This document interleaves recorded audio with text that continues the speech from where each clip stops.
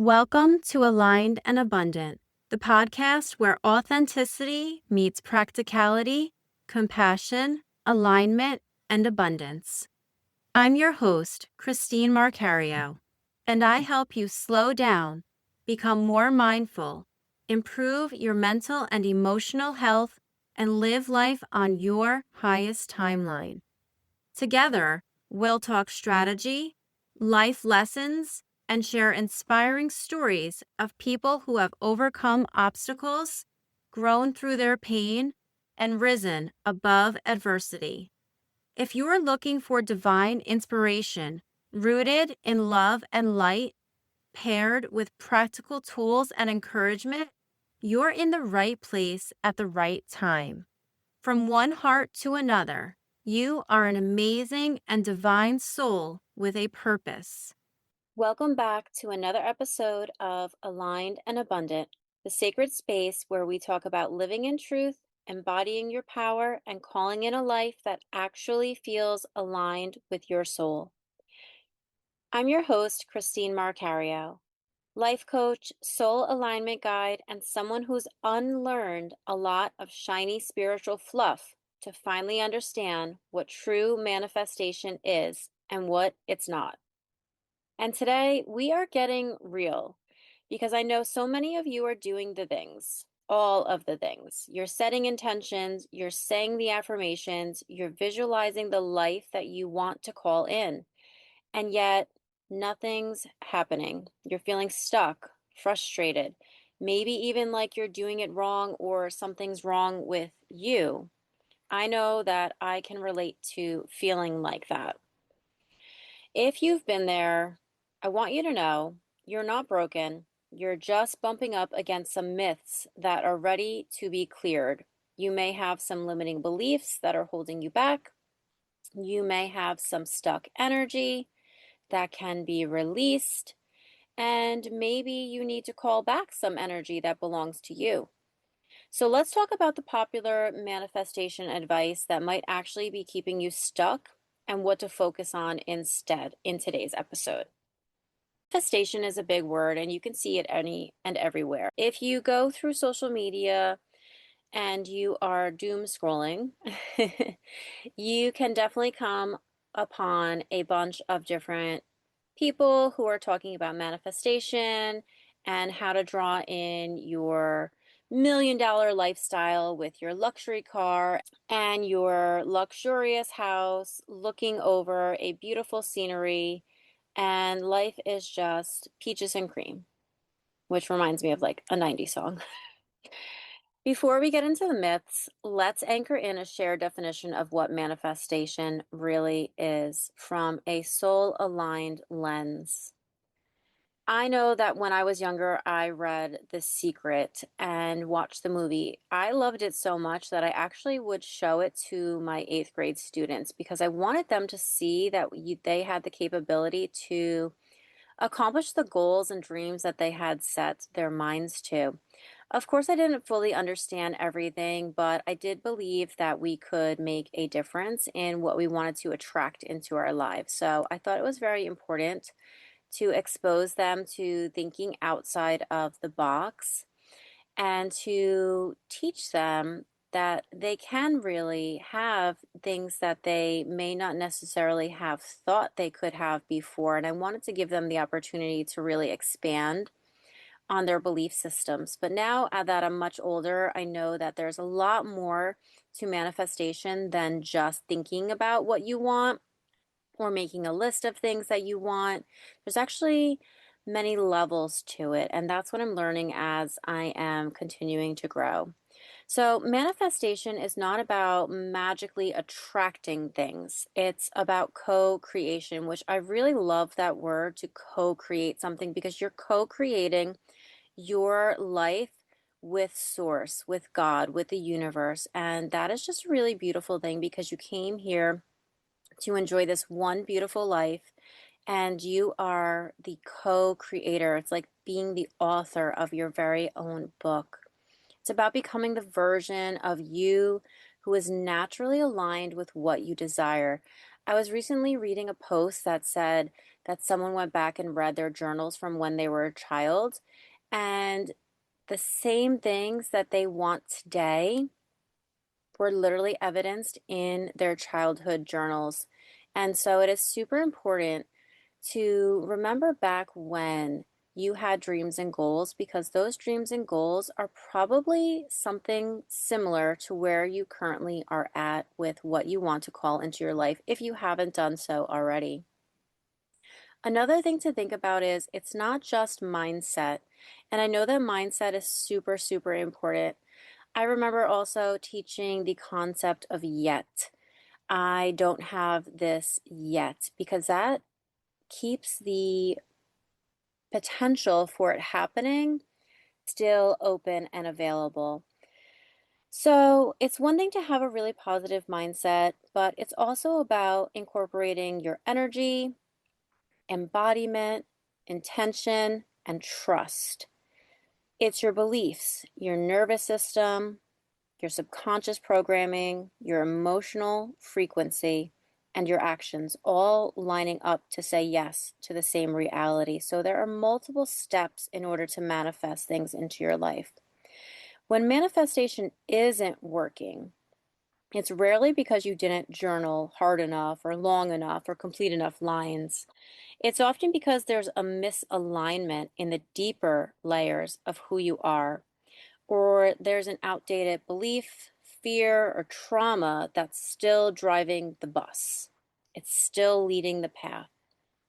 So, some of the things that you need to do is to recognize that even though you might be on the right path, you might not be incorporating all of the necessary steps. You can think about being a millionaire all day long, but if your nervous system isn't allowing you the space to truly be able to hold it, then it isn't going to happen no matter how much you think you want it to happen. No matter how many times you write down, I am grateful that I am a millionaire.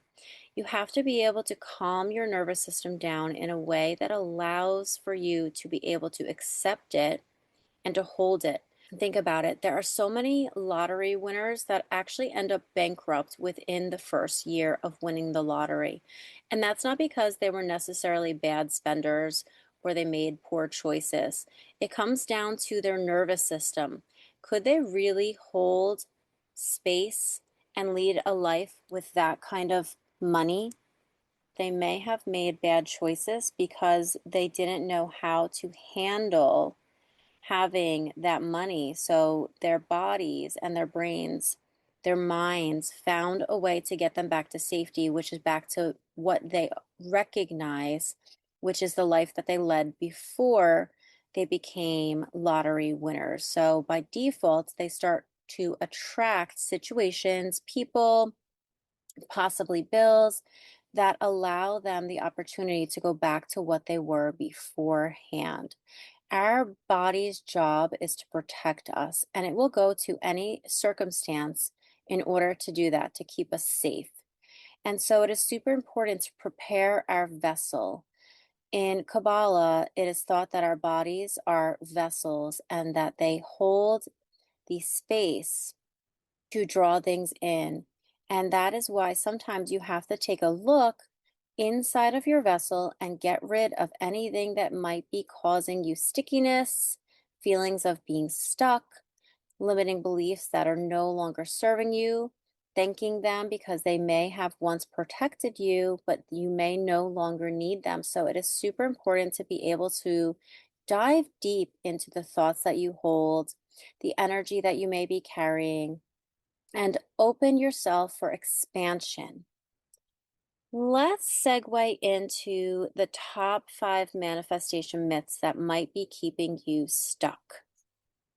Myth number 1 is just think positive and raise your vibration. I think that's a really great starting point if this is something that is new to you, but ultimately you do need to go a little bit deeper. So it can't just be happy and the universe will give you what you want. But there is some truth to it. So positivity is powerful. We know that it is more powerful than being negative. But if it's being used to suppress real emotions, it becomes what's known as spiritual bypassing, meaning you are not acknowledging and honoring and working through the humanness. You are not recognizing that you have emotions and feelings that are like deep rivers that you need to sort through. You can't just put on a happy face and pretend that everything is rainbows and butterflies. You have to actually acknowledge the feelings that may be keeping you stuck and overcome them, get to the bottom of it, get to the root of the cause, and then replace it with a different set of beliefs or a different set of emotions. So you can't just ignore grief, anger, fear, shame, and expect to magnetize from a place of truth. You have to honor your truth and where you currently are at in life.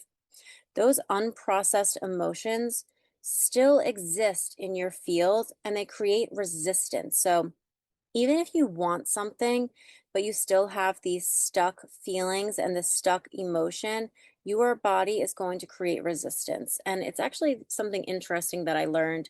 If you are setting intentions during a moon ceremony and you, for example, write down something that you want to call into your life or something that you want to release, and you put it on a bay leaf and then you go to burn it. And the way that the leaf burns actually tells you a lot about your energy. If it burns up quickly and easily, the energy is letting you know that you are ready to either call this thing in or to let it go. If it burns very slowly, then you may be able to do it or get rid of it, but it's going to take a little bit more time. And if it falls off the log and doesn't even get a lick of a flame on it, then you are holding a lot of resistance to whatever you are trying to call in or whatever you are trying to release. So when you do something like that, pay attention to how your bay leaf burns, or even if you write something down on a piece of paper and you burn it, just pay attention to how it burns because it's going to actually reveal a lot about you. All right, so let's go back to myth number one. Let's stay on topic with that. So the myth is just think positive and raise your vibration. The shift would be knowing that a true high vibration energy comes from emotional integrity. Feel what's real, let it move through you. That is what actually clears your field and raises your frequency, not pretending to be okay. So I was just actually thinking about this today. I was having a little bit of a down moment and I decided, you know what? It's okay if I feel this way because sometimes I do go in and out of depression and I've learned to manage it a lot better than I used to. I used to be able to get depressed for like weeks on end, but now I can just get a little bit for like a few hours. And I've learned that I can put limits on that. I allow myself to feel it because it's very important to feel it. We are human beings, we are emotional beings, and that is part of why we're here. We're meant to feel. So it's super important that you actually don't just bypass those feelings, but work through them. Ask yourself, what is causing me to feel this way? And what can I do? What actions can I take to actually make myself feel better and work through it? Not just pretending everything is okay. And if you have people that you can talk to, I would highly recommend to talk to friends, family, someone that you can trust in order to get through your feelings. If not, I do recommend journaling. I know that a lot of people say that, but it's because it actually makes a difference. So it's super important. You can put your thoughts, your feelings out on paper, and you can either keep those things or you can, like I said before, you can burn them, and that just releases that emotion that may be stuck there holding you back.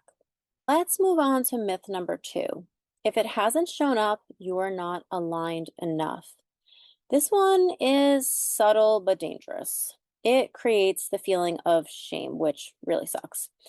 It makes people feel like they're failing at being spiritual. That's really far from the truth. Sometimes the thing that you're calling in is part of a longer process. It's like the lotus flower. You might be making the roots beneath the deep, dark surface of the mud. And I don't want you to give up before the flower begins to pour through the mud and turn into this beautiful, gorgeous blossom. So I always just try to remind myself that it's not a race. And when it's meant to happen, it will happen as long as persistence is there, as long as you're taking those baby steps, because each of those little baby steps will equate to the longer mile that you are trying to run. Think about your soul also. Your soul chose a specific timeline that includes growth, lessons, karmic clearings, and you have to work through all of those things. If life was easy, then everyone would be driving Porsches and having the best time of their life. But that is not what reality is. That is not the life that we signed up for. That is not the life that we co-created. Yes, you can shift to a different timeline when you're ready.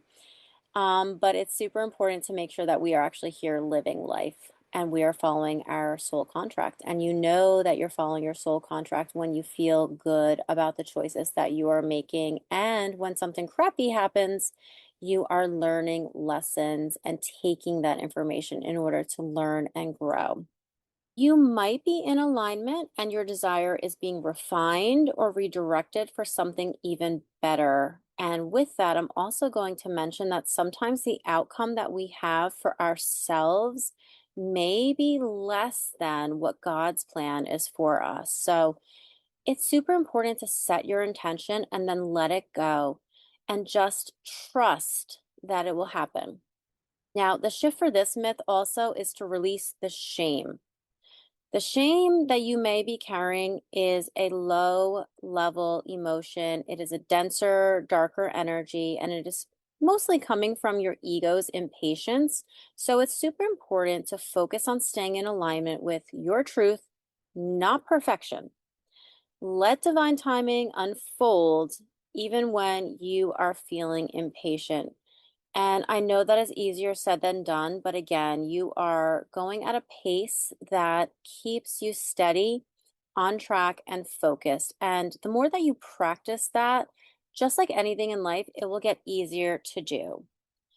Myth number 3, just repeating affirmations and it will come. I know that I've definitely taken some programs or listened to some coaches that were like, well, let's write this 300 times every single day. And that's not necessarily going to get you anywhere. Yes, it might help, but you have to actually believe what you're writing.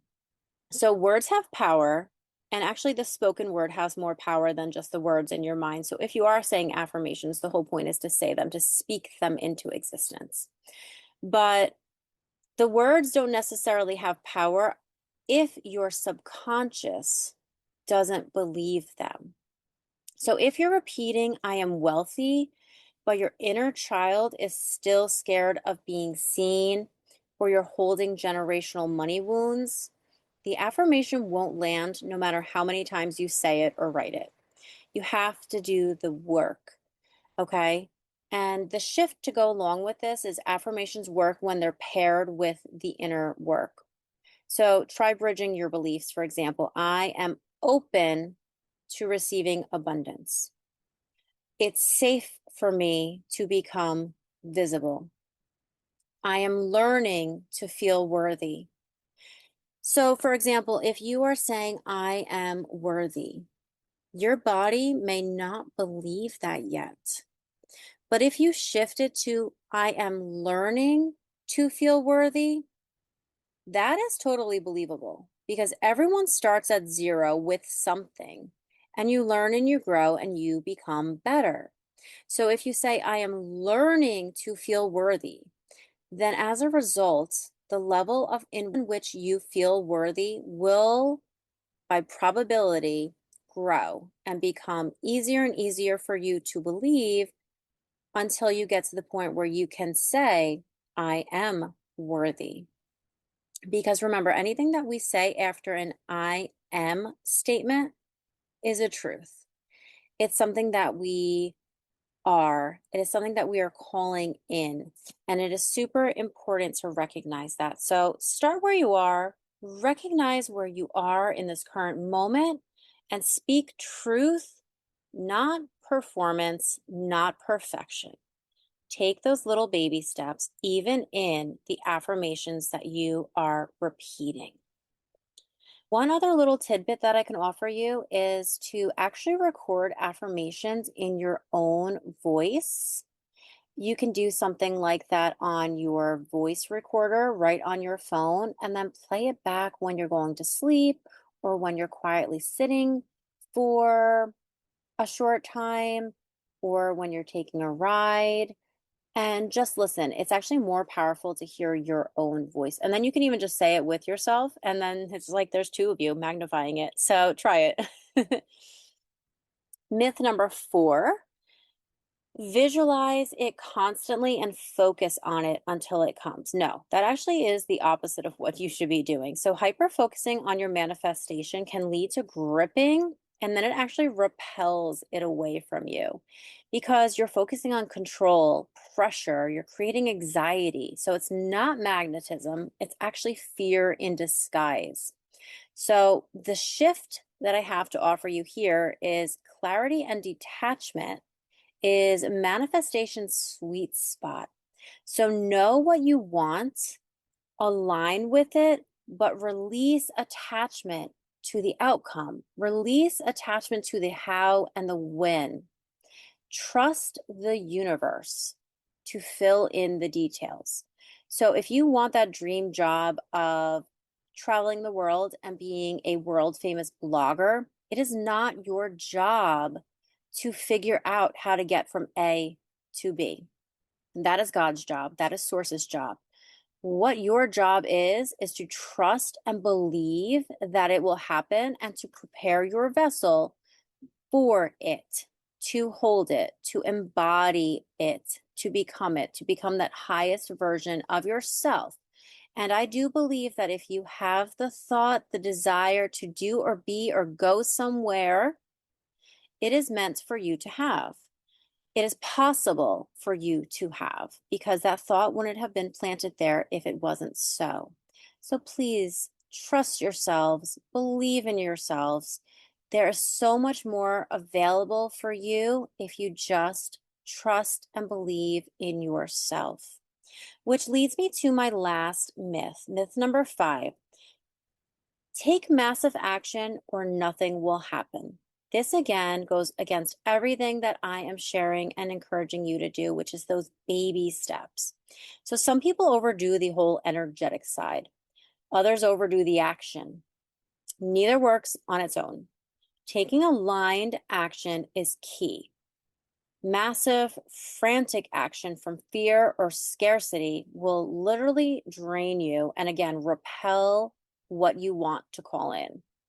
It's super important to recognize taking those little aligned steps will lead you to a greater destination than trying to make a giant leap. And I'm not talking about quantum leaps here. That's a whole different topic. What I'm talking about is taking those little baby steps. Maybe you want to change careers. And a baby step could be going on LinkedIn and looking at some job descriptions of the ideal job that you are trying to obtain, gathering information, taking research in, taking notes. The next day, maybe you reach out to someone in HR from one of those jobs and ask what their ideal candidate would be.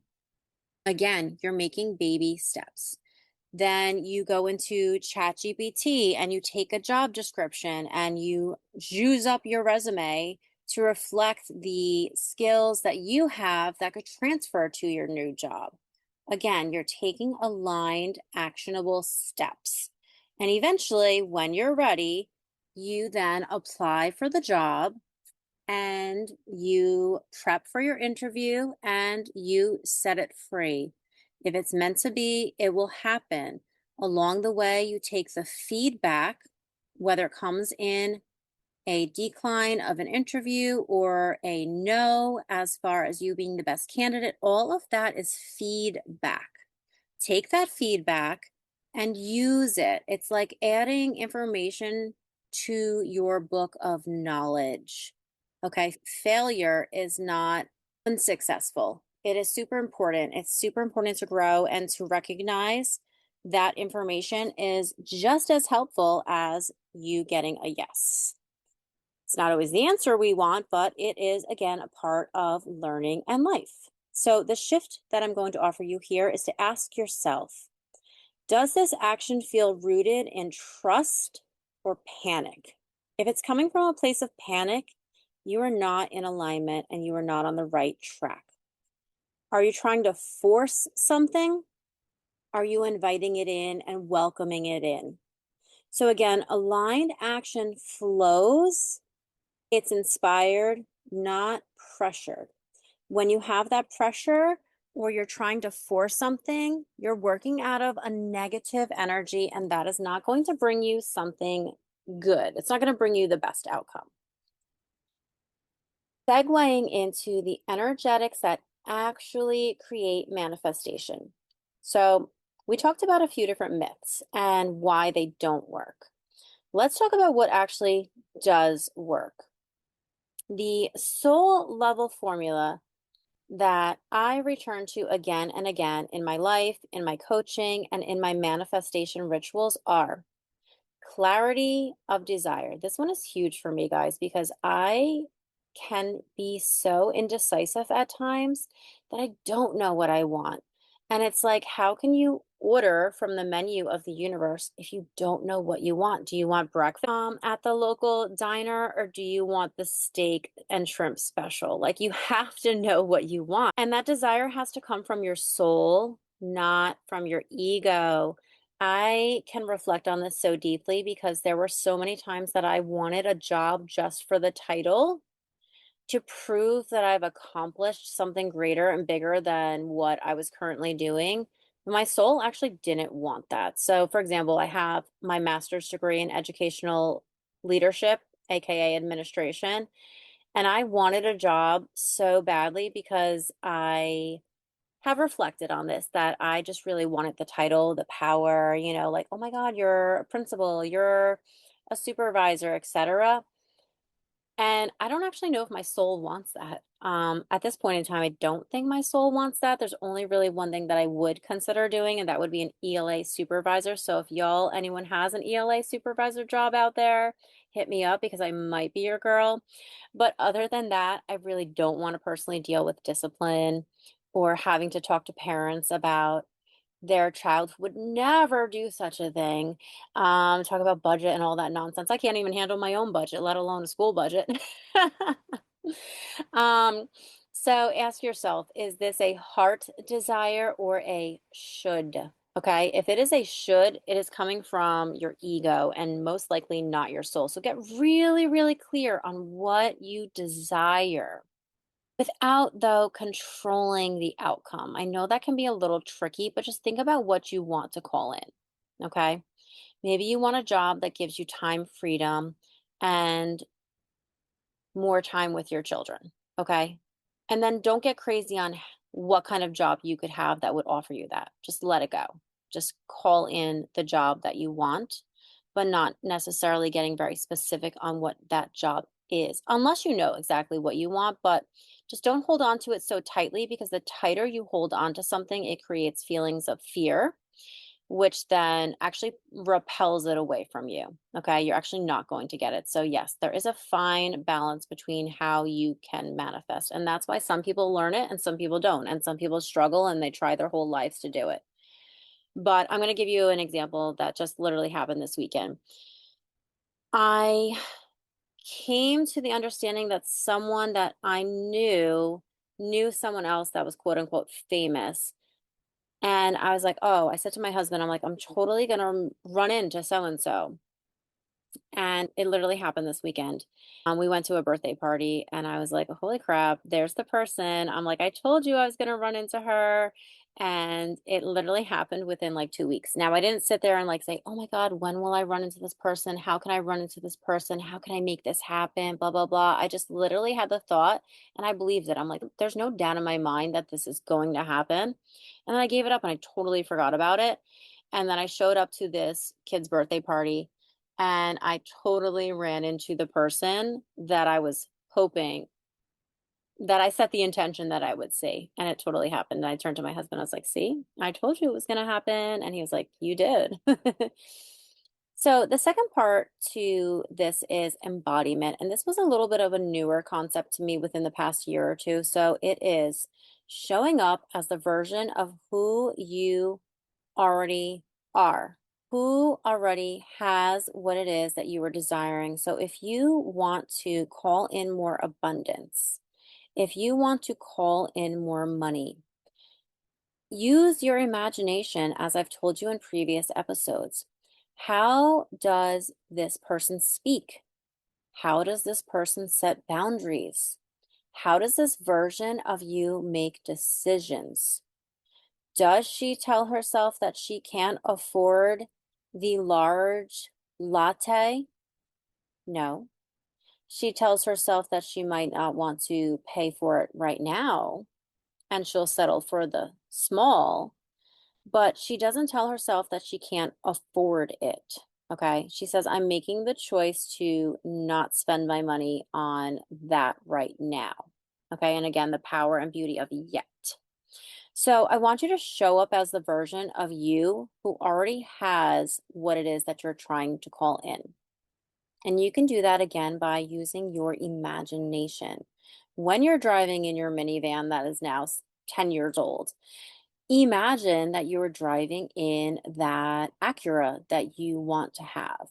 Just use your imagination because your brain does not know the difference between imagination or a real perception. So it is using your imagination as a tool, as a beautiful tool that God has gifted you to create and draw in the feelings of what it is that you want to own, to have, to experience. So, recapping: one, clarity of desire. Know what you want from your soul, not from your ego. Ask yourself, is this a heart desire or a should? Two, embodiment. Show up as the version of you who already has it, the highest version of who you are and who you can be, that has the things, the experiences that you want. How does she speak? How does she set boundaries? How does she make decisions? The next one is energetic alignment. Here's where you got to do the work. You're clearing the blocks, you're healing the fears, you're going from scarcity mindset to one of being open and ready to receive. This is where the shadow work comes in, the inner child work, the nervous system regulation, all of the tools. You might look into hiring a life coach. Hint, hint, me. You might want to do some inner child work. You might want to regulate your nervous system through somatic breath work, through yoga. You might want to go in for some Reiki. You might want to, again, indulge in experiences that calm your nervous system down. You might want to go in for a massage. It's super important, again, to hear at this point, don't spiritual bypass things. You have to feel the emotions, you have to let things go. And sometimes you don't even know what you need to let go of. And that's why it's super important to reach out to other people to help you with these things, to recognize that you may have things that you need to work through. And again, there are so many people out there. You can see someone like a Reiki master who's going to not only help you clear the energy from your body, but they might also give you insight if they're a medium or a psychic, as well as a Reiki master teacher. You might want to work with someone who focuses on breathing techniques that gets stuck energy out of your nervous system. I know that I've experienced this recently, and I am a big fan of breath work. I don't necessarily make the time as often as I should, but so far I have had serious, I don't even know how to explain it, but like breakthroughs and releases and weight off my shoulder through the breath work that I have done. And so I highly recommend finding a breathwork teacher. And if you need one, I can absolutely recommend at least two people. You might also want to look into a hypnotherapist, someone who is going to help peel back those layers of the onion that you have closed up and sealed that you might not even remember. So it's super important to work with the modality that you're feeling drawn to. And just listen again. Those are the whispers. That's your soul giving you GPS. That's your soul giving you guidance. And it's super important for you to actually listen, which again brings us back to aligned action. Don't wait for things to be perfect. Take the next step that feels aligned and open. Each aligned step gets you closer to your goal and the ultimate outcome that you are trying to call in.